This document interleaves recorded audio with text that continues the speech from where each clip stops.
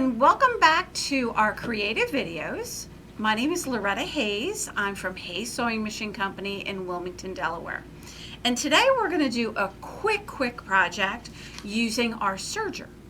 And it is for our Dog Days of August promotion, in which we are donating a proceed of our dog related items in the store to our local SPCA. And so what we're doing today is actually a free pattern, and we will put the link to it at the bottom. So this is done from Baby Lock, and it is a reversible dog bandana. So to start with, we need to measure your dog. And so on the second page of the pattern, it gives you some hints. It says measure your dog's neck.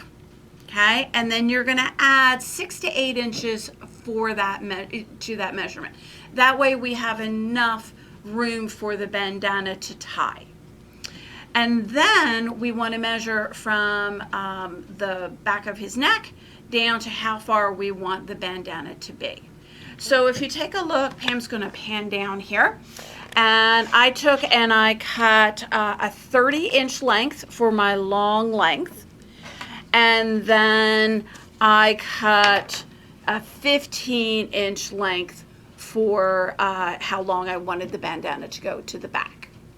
Now, we want to cut this out of 2 different fabrics because this is going to be a reversible bandana. So we can use different fabrics so that you get twice the fashion for your dog. All right, once we have them cut out, we're then going to take it and we're going to spray lightly with 505 spray. In the pattern, it recommends just like pinning it, but the problem with pinning is you do not want to hit pins with your serger because it will beat up your knife. And so 505 spray is going to help us stick this together without having any danger of hitting any pins. So we will get the edge lined up here, and then we will pick this up and pull this down and just line up the edges as best we can. Once you're happy with it, go ahead and just give it a little pat, and that's going to stick it. And keep in mind, we're not spraying a ton of 505 spray. We're just trying to keep this together. All right, so once we have that done, now we need to think about what we're going to do decoratively with our threads, because there's so many possibilities for serger threads. So in the pattern, they recommended woolly nylon, but we decided we wanted to do sparkly things. So what I've chosen is the Wonderful Glamour. It is a 12 weight thread, and it's a cool metallic thread because it has 1 fiber of metallic and 2 fibers of rayon. So if you've had bad experiences with metallic thread in the past, they're kind of fussy.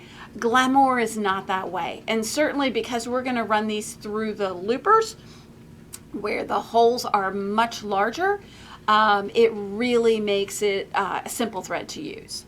So we're going to have 2 colors. So I thought that I would do the kind of gold at the top, and then I would put the contrasting orange on the back. So having said that, we now need to place the threads in the proper position on our serger. So now we need to set up our machine. So the first thing that you're going to notice with the Glamour is that the space for the cone, while it is on a cone, is not as large as the space on a regular serger cone. So what we're going to do is we're going to take the 2 cone holders off of our far right spool pins. One for the lower looper, one for the upper looper.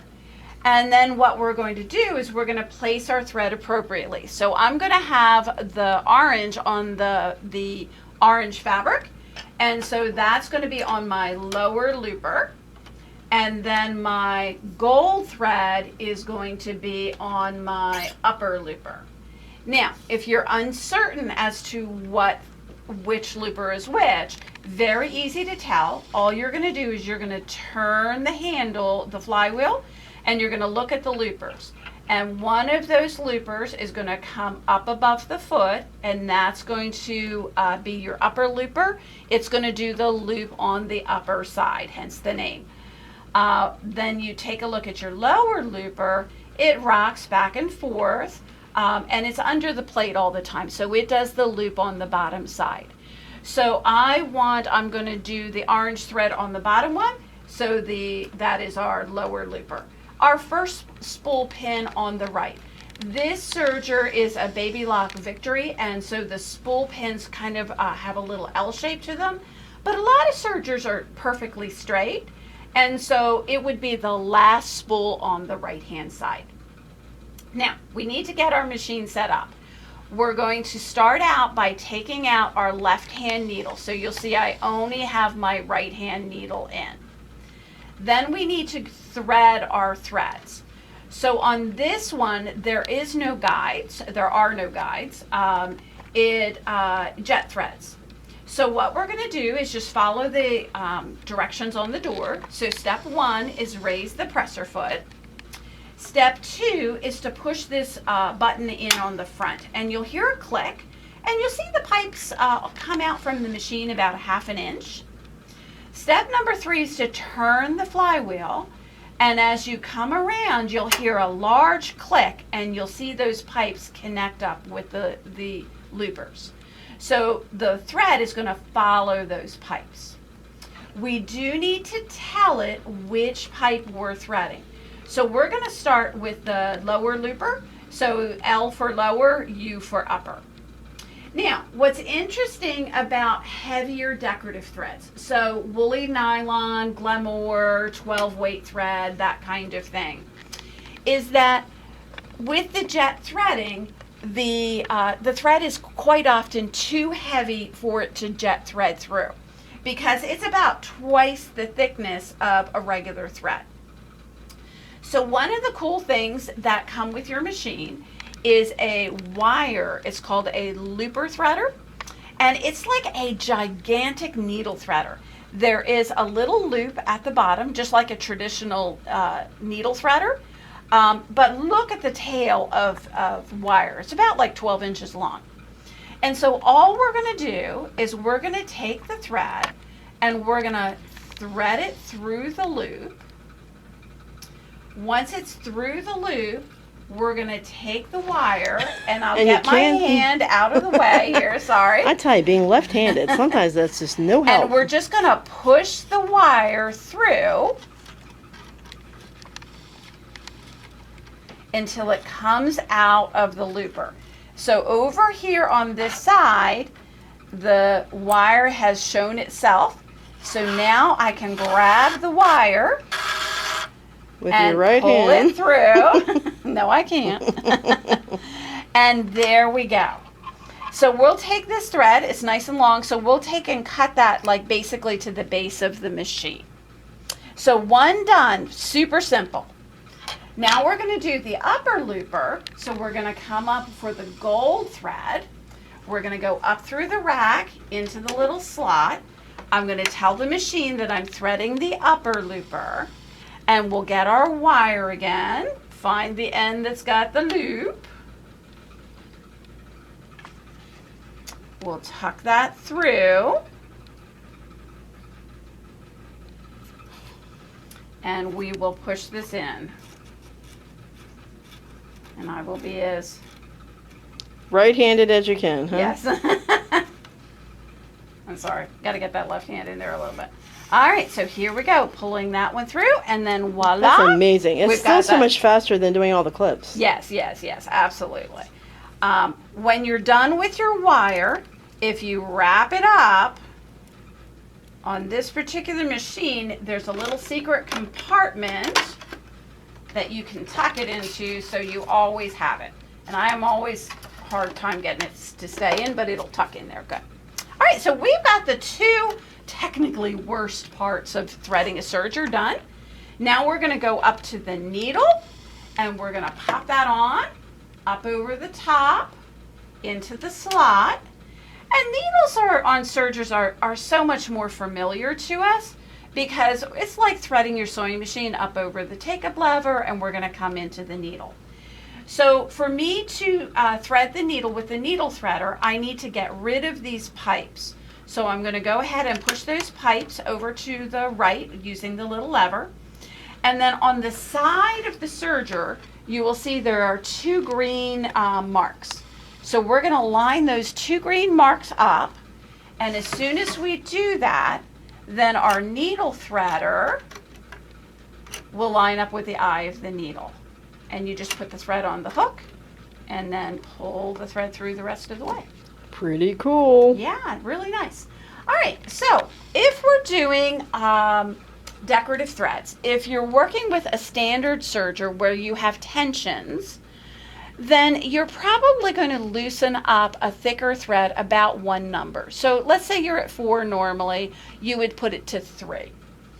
On the Victory, it doesn't have any tensions, but it has a little stitch selector. So if I'm running all 4 threads, I run on A. If I'm doing 3 threads using my right hand needle, I'm going to go to B. What's cool about the Victory is it doesn't matter what threads you're doing. So it could be 3 of the same weight thread, or in the case of here, we've got 2 heavy and 1 light. You just need to tell it that you're doing a 3 thread using your right needle. Once we have that done, we're going to close up the door and we're going to go ahead and start. So I tend to, when I'm doing decorative threads, I like to do a little sample. So I'm not sewing on my bandana fabric. I'm just taking 2 scraps of cotton because that's what I'm going to be sewing on. And I'm going to go ahead and just get started. And so we're looking at, and that looks very pretty. Sparkly. Now, I'm at 3 in stitch length, which is kind of a normal stitch length for a serger. We might want to, with the decorative thread, maybe shorten up our stitch length a little bit so that we end up with a little fuller look to the stitch. And that is entirely a personal preference. Could you flip it to the front? Yeah. Look at that. So you can see that's at 2 and that's at 3. And so I think I like it at 2. I think we'll do it at 2. All right. So once we have that done, now we are looking to do our bandana. And it takes longer to set up the serger than it does to actually do the bandana. So what we're going to do is we're going to do the 2 short sides first.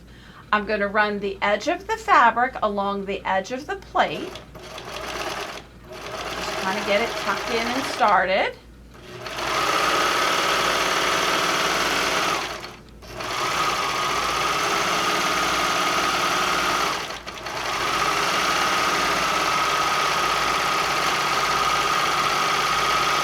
And we're going to sew entirely off, give ourselves a little chain, and clip that. Then we're going to take and we're going to sew the next side, the next short side, let's say. And so we'll go ahead, we'll start it stitching, and you notice I didn't have to pick up the foot, just kind of get it started, it'll grab a hold of it, and we'll run along that. The thing to keep in mind is we spent all that time organizing the threads so that we would have the orange thread on the back and the gold thread on the top. So when you're actually stitching, make sure you keep the fabric in that position. So don't flip always be looking at dogs, don't flip it over.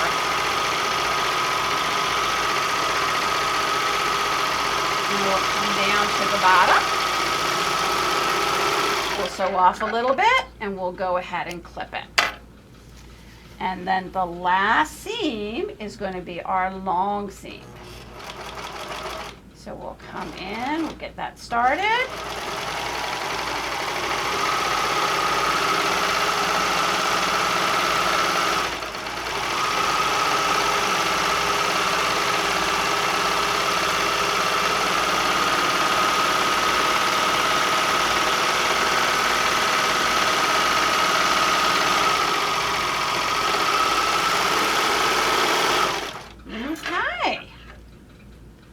And we'll clip that. So our bandana is pretty much done with the exception of these little tails on the end. So what we're going to do is we're going to grab a product called Fray Check. And Fray Check, should you grab me a pen, Pam? Oh, she says, no, I'm holding the camera. Leave me alone. I got something. Thank you. Sorry about that. Fray Check always blocks itself in, just like kind of glue does, ladies and gentlemen. So put a little pin in there so that we can get our Fray Check to come out. So we're going to dab a little Fray Check on the front, and we're going to dab a little Fray Check on the back. Beautiful. All right, so you're going to do that on all 3 corners. You want to let Fray Check sit for a couple of minutes, not a long time, but let's say, 5 minutes. Let it seal up, and then you can clip the tails off, and your bandana is done.